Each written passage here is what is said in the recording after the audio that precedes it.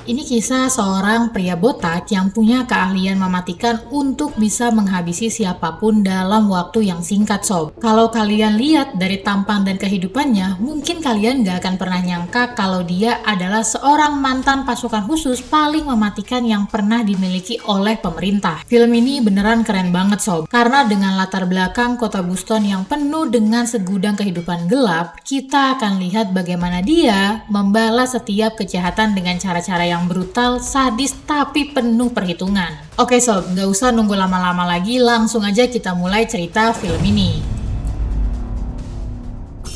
Film ini dibuka dengan seorang pria yang bekerja sebagai pegawai di supermarket bahan bangunan. Pria ini menjalani kehidupannya dengan sangat sederhana, teratur, dan juga punya hobi nongkrong di kafe sambil baca buku. Pria ini bernama Robert. Setiap malam dia nongkrong di kafe yang sama dengan posisi yang sama juga. Dia juga selalu melihat satu perempuan yang sama di kafe itu, sob. Sampai akhirnya di suatu malam dia kenalan dengan perempuan tersebut yang ternyata adalah seorang kupu-kupu malam bernama Alina. Ketika mereka udah akrab dan juga lagi jalan bareng nih, tiba-tiba aja sebuah mobil datang menghadang mereka, sob. Ternyata mobil itu adalah milik Slavi, atasannya Alina alias seorang mucikari kejam yang datang buat jemput Alina secara kasar. Robert yang melihat Alina ditampar di depan matanya pun mulai merasa ada yang gak beres dengan semua ini, sob. Tak bagaimana, tapi perasaan gak nyaman dan mau balik ngehajar Slavi itu pun tiba-tiba aja muncul. Slavi pun memberikan kartu namanya kepada Robert dan berkata bahwa dia boleh memesan perempuan yang lain asal bukan Alina. Robert yang awalnya udah tobat, tapi ternyata sisi mematikannya masih bisa bangkit lagi, sob. Apalagi setelah dia tahu kalau Alina terbaring di ICU karena dihajar habis-habisan sama si Slavi. Robert nih kayaknya emang gampang akrab sama siapa aja, sob. Jadi saat dia dengar temennya Alina curhat sambil nangis-nangis, akhirnya si Robert pun memutuskan untuk berangkat ke markas Slavi buat nebus si Alina ini. Tapi sesampainya si Robert di sana, si Slavi malah ngerendahin Robert, sob. Dia menolak mentah-mentah penawaran Robert yang mau menebus kebebasan Alina dengan jumlah yang lumayan fantastis. Karena merasa sudah datang baik-baik tapi malah direndahkan, akhirnya si Robert benar-benar menghajar si Slavi, sob. Mungkin awalnya Slavi mikir Robert ini sengaja masuk ke kandang macan, tapi ternyata Slavi salah. Dialah yang justru jadi santapannya, sob. Akhirnya setelah ditolak mentah-mentah sama si Slavi, Robert nggak langsung pulang tapi justru mengunci pintu dan juga mulai menyetel timer di jam tangannya. Adegan baku hantam sadis itu pun terjadi, sob. Tanpa banyak bicara, Robert mulai menghabisi anak buah Slavi satu persatu sampai semuanya pun meninggoy dengan cara yang berbeda-beda. Ada yang ditusuk, ada yang ditembak, bahkan pakai sebuah gelas kaca.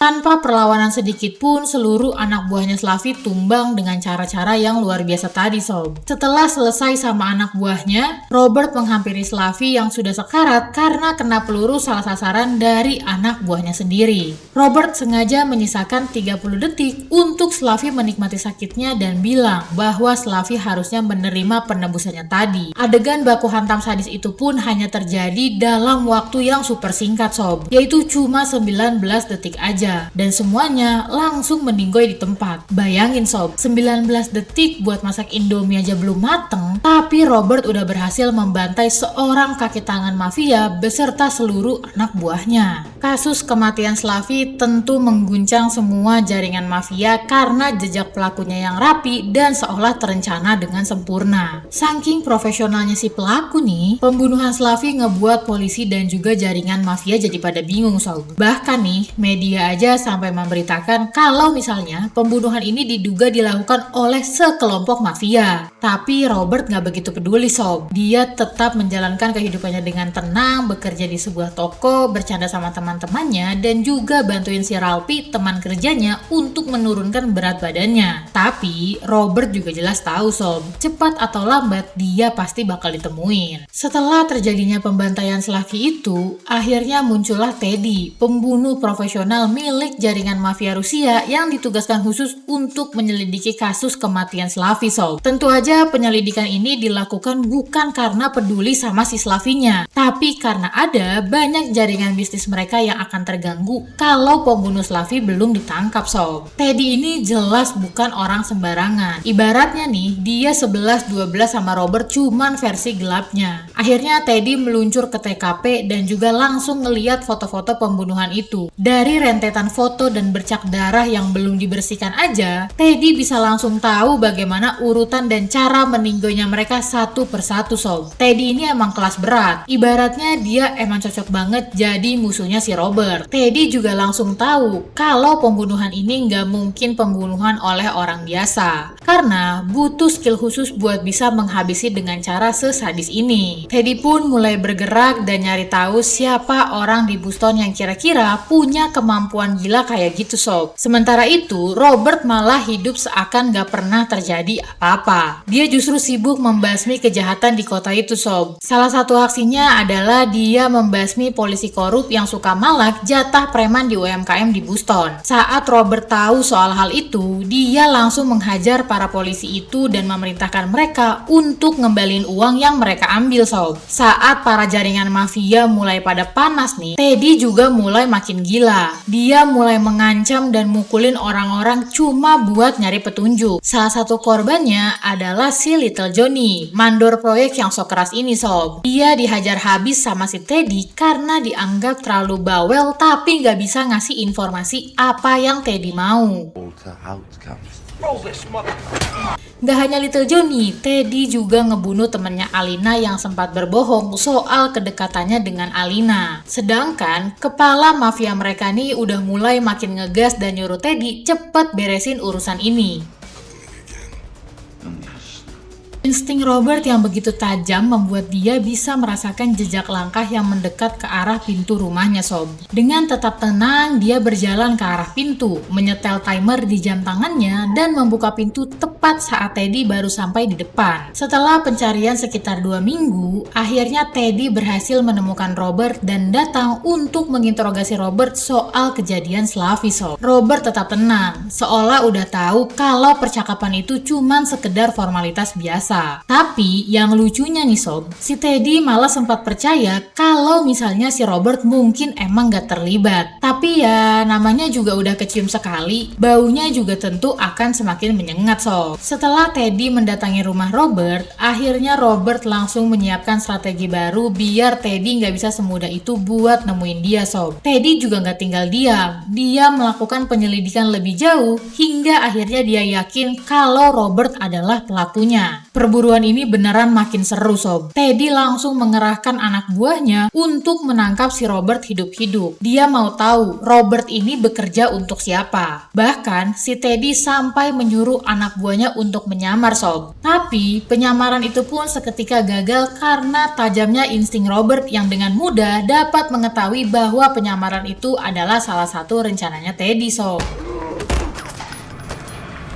Akhirnya karena anak buahnya dianggap gagal untuk bisa nangkap si Robert, Teddy pun turun tangan sendiri untuk mengejar si Robert sob. Ibaratnya sih Teddy emang punya segalanya sob, tapi Robert punya strategi yang matang dan hal itulah yang justru bikin anak buahnya Teddy tumbang satu persatu.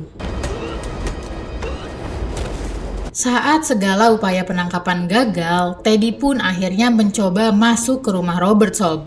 Tapi boro-boro nemuin Robert, dia bahkan gak menemukan apapun selain kotak obat dan juga sebuah tiket pergi ke luar negeri. Hal itu membuat anak-anak Teddy percaya bahwa Robert sudah kabur lebih dulu. Tapi Teddy tahu kalau dia cuma sedang dipermainkan dan Robert gak pernah pergi kemana-mana. Robert akhirnya juga benar-benar mulai menyelidiki dan greget banget sama para mafia ini sob. Dia pun pergi untuk mendatangi teman lamanya yang bernama Susan yang merupakan mantan agen pemerintah untuk meminta informasi lengkap soal siapa Teddy ini sebenarnya dan dia bekerja untuk siapa sob. Dari niat awalnya cuma nolong, akhirnya Robert justru mulai terbakar dendam. Dia pun membalaskan dendamnya nggak tanggung-tanggung sob. Robert pun memulai aksinya dengan menjebak polisi peliharaan mereka di dalam sebuah mobil dengan selang karbon dioksida agar dia dia mau buka suara tentang salah satu operasi gelap para mafia ini sob. Saat Robert datang ke tempat operasi gelap para mafia itu, Robert langsung disambut sama banyak anak buah yang berjaga sambil menenteng senjata. Tapi buat Robert mereka mah nggak ada apa-apanya sob. Robert pun berhasil membebaskan para pekerja sekaligus menyerahkan polisi peliharaan mereka itu sebelum Robert menyasar jaringan bisnis terbesar mereka, yaitu bisnis haram kilang minyak para mafia tersebut sob. Intinya Robert mau membabat habis semua kejahatan para mafia ini sob. Karena begitu selesai dengan pembongkaran bisnis gelap para mafia tersebut, Robert justru datang menemui Teddy secara empat mata dan meminta Teddy untuk menghentikan semua kejahatannya. Tanpa banyak suara, setelah selesai menemui Teddy, dia pun langsung pulang dan juga mengotak-ngatik banyak file untuk menuju ke agenda intinya, yaitu meledakkan kilang minyak milik Pushkin alias ketua mafia tersadis ini sob. Dengan santai namun penuh strategi, akhirnya Robert berhasil meledakkan kilang minyak alias jaringan bisnis terbesar milik para mafia tersebut sob. Dan karena ledakan itu, pertarungan beneran akhirnya dimulai sob. Teddy nggak mungkin tinggal diem gitu aja. Segala cara dia lakuin buat menghabisi si Robert. Salah satunya adalah dengan menyandra teman-teman Robert dan mengancam untuk menghabisi mereka satu persatu apabila Robert nggak mau menyerahkan diri. Robert awalnya sepakat, dia pun berangkat menuju lokasinya Teddy sob. Teddy pun udah siap dengan anak buahnya yang diperintahkan untuk menembak Robert dari jarak jauh. Tapi sob, boro-boro berhasil nembak si Robert, justru si Teddy dan anak buahnya malah kehilangan jejak si Robert sob. Secara tiba-tiba Robert pun berhasil sampai di toko tempat dia bekerja di mana teman-temannya disandra. Robert langsung menghabisi anak buah Teddy satu persatu dan juga ngebebasin teman-temannya sob. Akhirnya setelah semua kejar-kejaran, peringatan dan strategi, dua jagoan ini akhirnya ketemu dengan niat yang beda banget sob. Robert, si botak hitam manis ini cuman pengen perdamaian. Sedangkan Teddy, si mafia ganteng tapi stres ini datang menghampiri Robert untuk mengembalikan kejayaan bosnya alias si Pushkin. Robert tahu kalau dia harus mengakhiri semuanya malam ini juga. Sambil nyalain lagu dan juga matiin lampu, dalam beberapa detik aja suasana toko itu langsung berubah jadi kayak neraka sob. Jebakan-jebakan yang Robert bikin juga udah bener-bener makin gila sob. Anak buah Teddy pun satu persatu dibuat tumbang. Dari mulai yang meninggoy ke gantung, ditusuk lehernya, dibor kepalanya, sampai diledakkan hidup-hidup di sebuah ruangan. Tapi cara Robert main tuh bukan cuman sekedar soal sadisnya aja sob. Tapi ini juga tentang seberapa efisiensi dia dalam menyelesaikan semuanya tanpa sisa kecuali si Teddy. Akhirnya setelah perjalanan panjang nih, ada juga satu momen di mana Robert baku hantam dan nyaris meninggoy di tangan anak buah Teddy sob. Tapi itu semua cuman hampir aja, alias dia tetap berdiri meski terluka buat berhadapan sama si Teddy.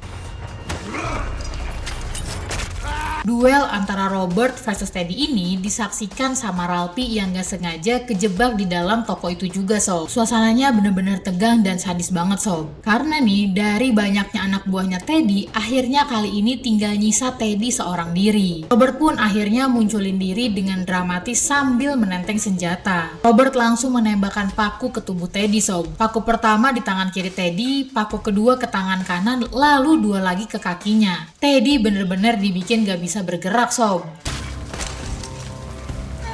Tujuan Robert memang sengaja nggak langsung ngebunuh si Teddy. Dia pengen Teddy ngerasain sakitnya dulu sebelum dia menemui kematiannya sob. Akhirnya Robert ngarahin senjata ke leher Teddy. Dengan mata menyala dan dengan satu tarikan pelatuk, semuanya selesai. Teddy meninggoy di tempat sob. Ralphie yang nyaksiin hal itu pun cuman bisa lemes sambil mikir, siapa sebenarnya orang-orang gila ini? Robert nggak memberikan klarifikasi apapun kepada Ralphie yang bingung, ataupun melakukan selebrasi atau atas meninggoinya si Teddy. Dia juga nggak senyum tapi langsung balik badan dan langsung berjalan pergi gitu aja. Karena dia tahu ini belum sepenuhnya berakhir. Masih ada satu nama lagi di puncak rantai yang harus dia kasih gelar almarhum sob. Buston selesai, tapi Robert belum selesai sob. Dia memang kayaknya mau membalaskan dendamnya sampai ke akarnya. 3 hari setelah dia berhasil menghabisi Teddy, dia langsung pergi ke Moskow menemui si Pushkin, alias kepala mafia mereka. Rumah Pushkin tuh ibaratnya benteng sob, dijaga ketat sama pengawal bersenjata. Tapi ya namanya juga Robert sob. Buat dia penjagaan kayak gitu kayaknya cuman sekedar formalitas aja. Dia pun langsung duduk dan gangguin si Pushkin yang lagi mandi. Kayak biasa, Robert datang dengan tenang dan santai, tapi kali ini dia sambil nenteng senjata. Robert gak butuh uang, dia datang untuk bisa mendapatkan sebuah perdamaian. Pushkin dengan santainya sempat ngajakin negosiasi soal harga perdamaian yang si Robert mau sob. Tapi belum sempat si Pushkin nyelesain kalimatnya, Robert justru udah ngilang duluan. From my dad. Please. It's expensive to buy. Dan dalam satu kedipan mata, jebakan yang entah kapan dia pasang berhasil menyetrum si Pushkin sampai dia pun meninggoy. Kayaknya di tangan Robert ngabisin nyawa ketua mafia itu bisa semudah itu sob. Bahkan tanpa dia sentuh, puncak tertinggi dari rantai mafia itu berhasil dia taklukkan. Saat Robert berjalan keluar, ternyata semua penjaga di luar rumah Pushkin udah lebih dulu terkapar gak berdaya karena dihabisin sama si Robert. Dan akhirnya, perburuan ini pun selesai sob. Nah, gimana? Kira-kira kalian setuju gak sih sama tindakan Robert dalam menegakkan keadilan ini sob? Atau justru kalian gak setuju karena kalian menganggap caranya yang terlalu sadis? Ya, walaupun caranya terkesan jahat, tapi sebenarnya tujuan Robert tuh cuma satu sob. Dia mau membalas semua kejahatan dan juga menolong semua yang membutuhkan. Robert emang bukan pahlawan sob. Dia cuma seorang penyeimbang. Dia adalah orang dengan masa lalu kelam yang berusaha untuk nggak tinggal diam saat melihat banyak ketidakadilan merajalela. Robert juga nggak butuh uang karena setelah banyak kekacauan yang terjadi, dia akhirnya kembali menjalani kehidupannya yang sederhana. Kembali bekerja di toko dan hidup tenang kayak sebelumnya. Dan di tempat lain, Alina, perempuan yang menjadi titik awal Robert memulai perjalanannya ini pun berhasil untuk memulai hidupnya yang baru dan mulai mengejar mimpinya tanpa rasa takut lagi sob. Dunia mungkin emang gak akan pernah sepenuhnya damai, tapi berkat orang-orang kaya Robert, setidaknya kejahatan gak akan pernah bisa tidur nyenyak sob. Robert ngajarin kita bahwa jadi kuat bukan soal siapa yang paling jago berantem sob,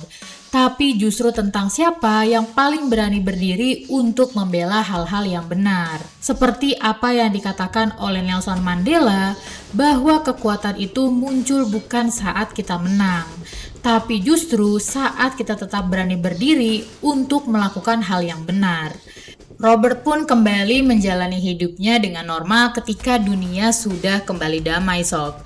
Dan begitulah akhir perjalanan seorang Robert.